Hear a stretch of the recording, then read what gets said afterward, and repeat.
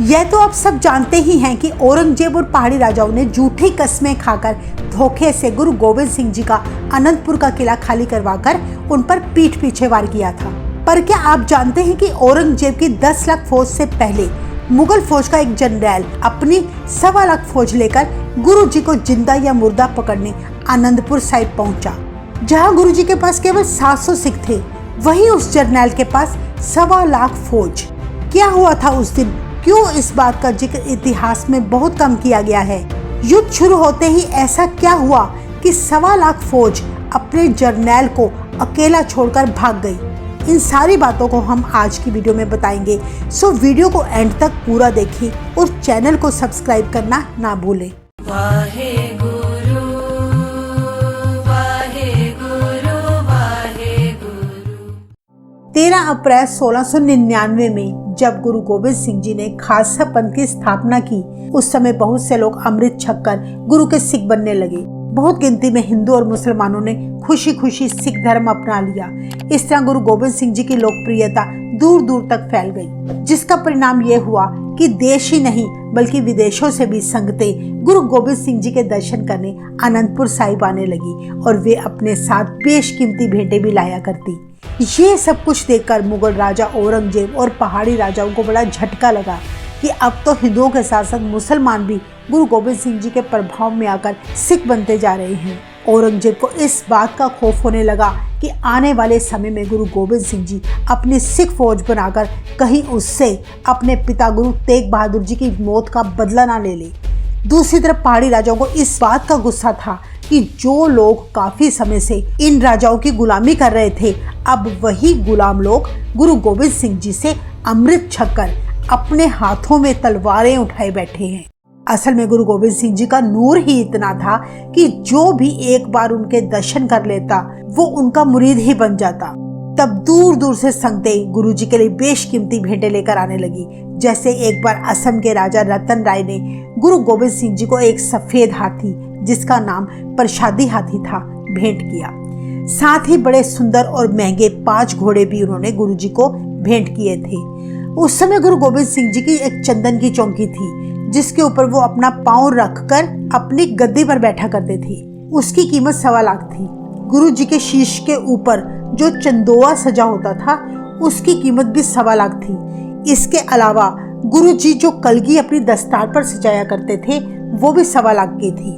गुरु जी की इन अनमोल और बेशकीमती वस्तुओं को देखकर पहाड़ी राजे बड़ी ईर्ष्या करने लगे, क्योंकि जो वस्तुएं राजा होकर भी अब तक उनके पास नहीं थी, वो गुरु गोविंद सिंह जी के पास क्या कर रही हैं। इसीलिए गुरु जी से चिढ़कर पहाड़ी राजाओं ने दिल्ली के तख्त पर बैठे औरंगजेब के पास शिकायत कर दी कि गुरु गोविंद सिंह ने शस्त्रधारी सिखों की एक बहुत भारी फौज तैयार कर ली है। उसने अपना दरबार सजा रखा है और महाराज वो आपसे भी ऊंचा तख्त सजाए बैठा है। अपने सिर पर वो राजा महाराजाओं वाली हीरे मोतियों से जड़ित कलगी लगाता है।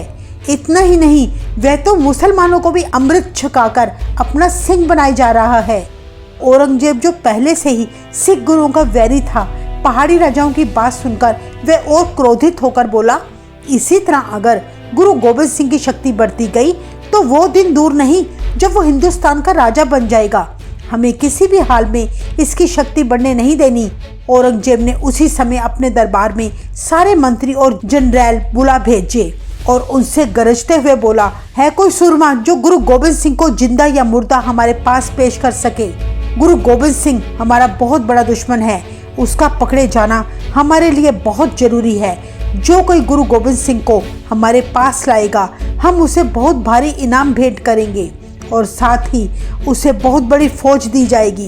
इतिहास में दर्ज है, उस समय एक भी जनरल नहीं उठा। उन सभी को गुरु जी का खौफ था।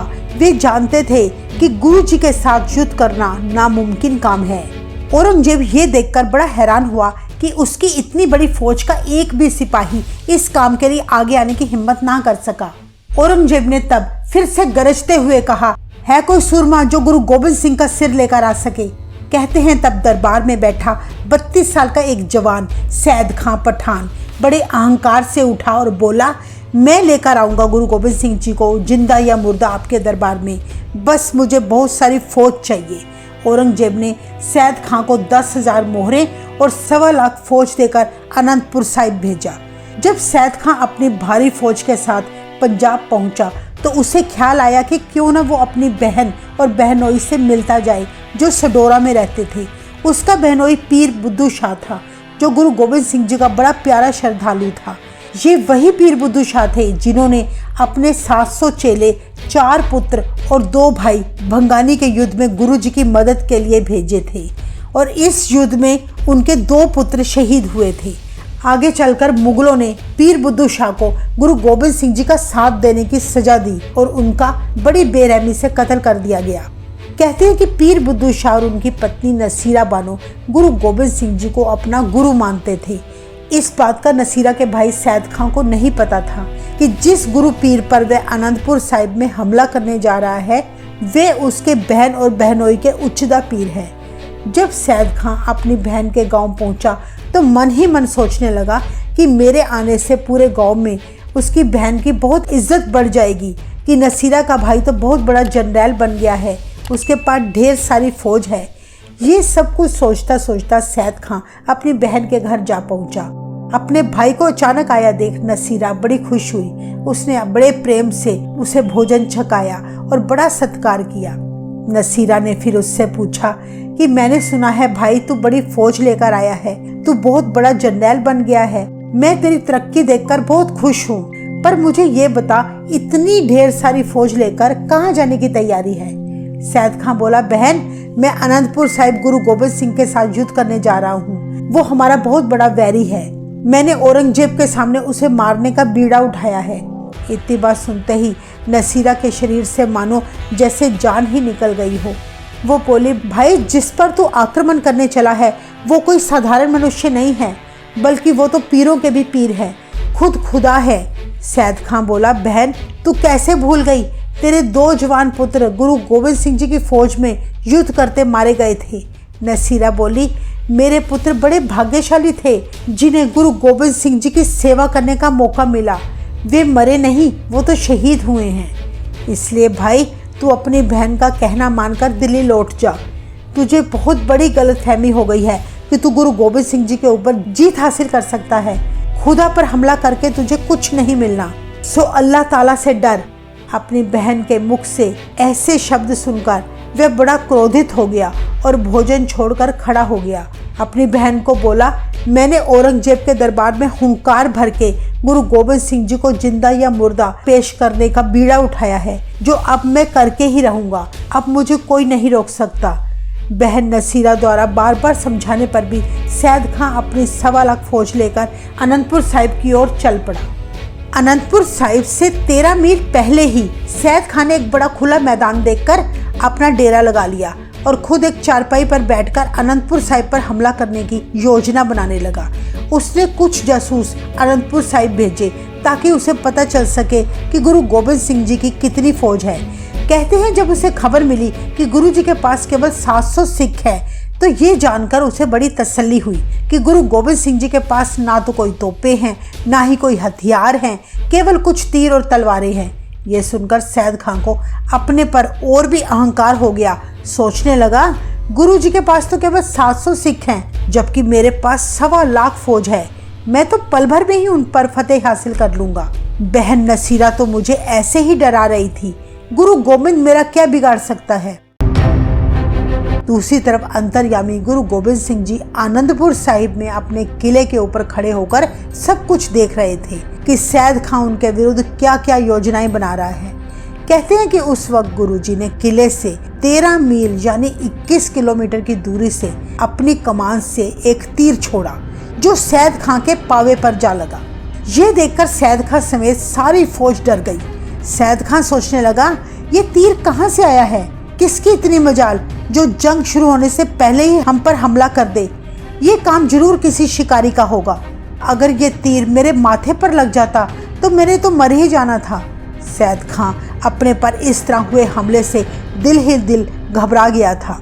जब सिपाहियों ने वह तीर देखा तो बोले, यह तीर किसी शिकारी का नहीं है, ये तो गुरु गोबिंद सिंह जी का तीर है, क्योंकि गुरु गोबिंद सिंह जी के तीर की निशानी है, उनके हर तीर पर सोना लगा होता है। ताकि जो इस तीर से घायल हो जाए वो इस पर लगे सोने से अपना इलाज करवा सके।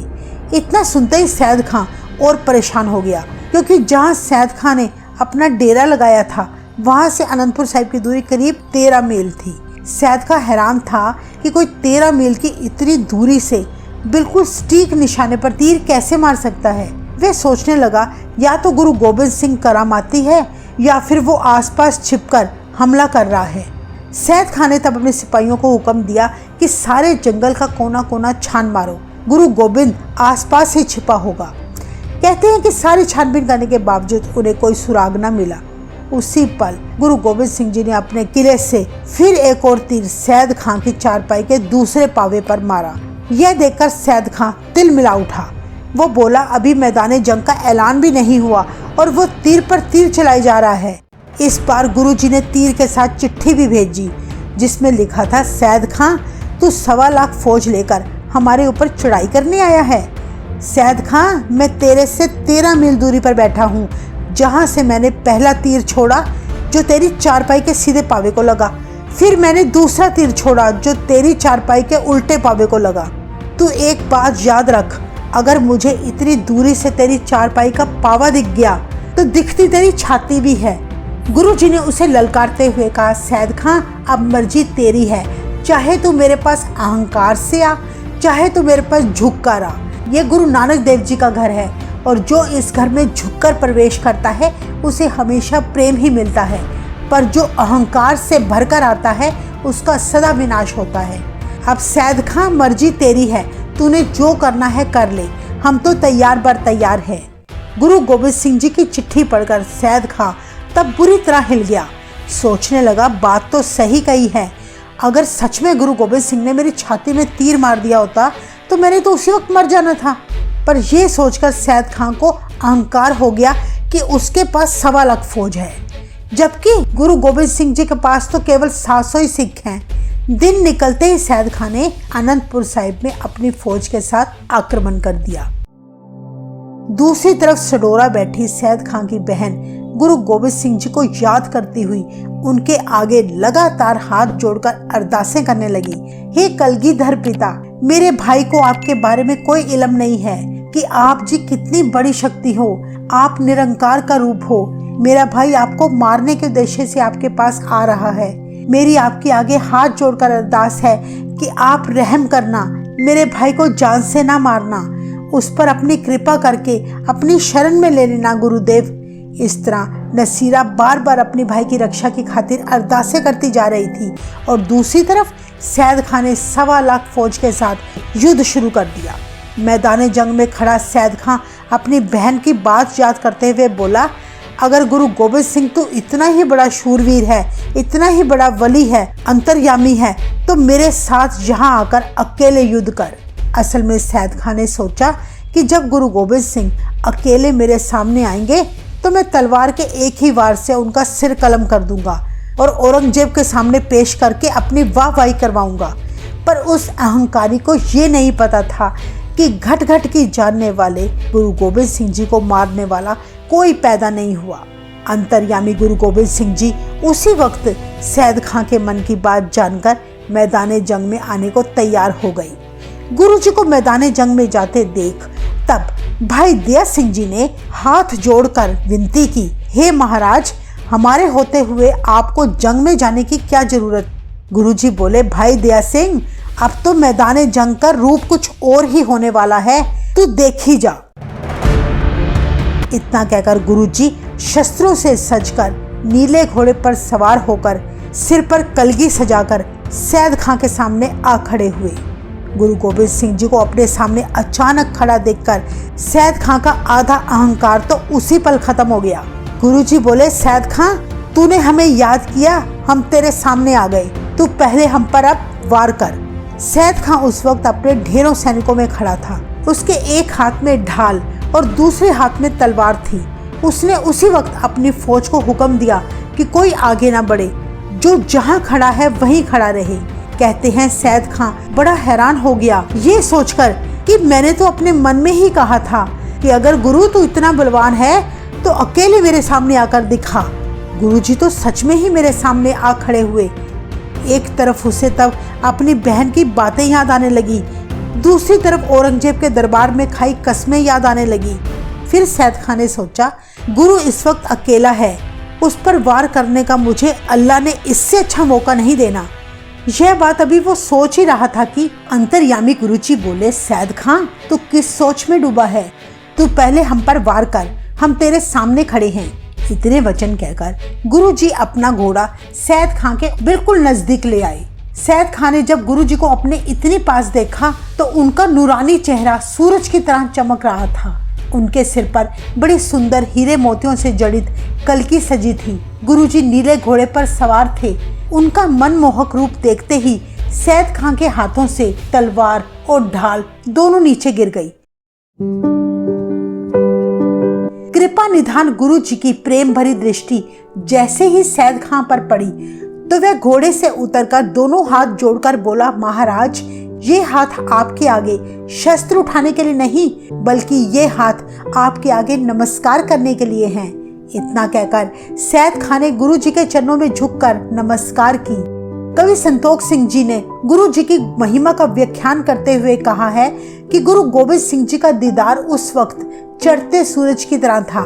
जैसे कमल का फूल सूरज को देखते ही खिल जाता है, उसी तरह सैद खान के नेत्र धन गुरु गोबिंद सिंह जी के दर्शन करके खिल गए।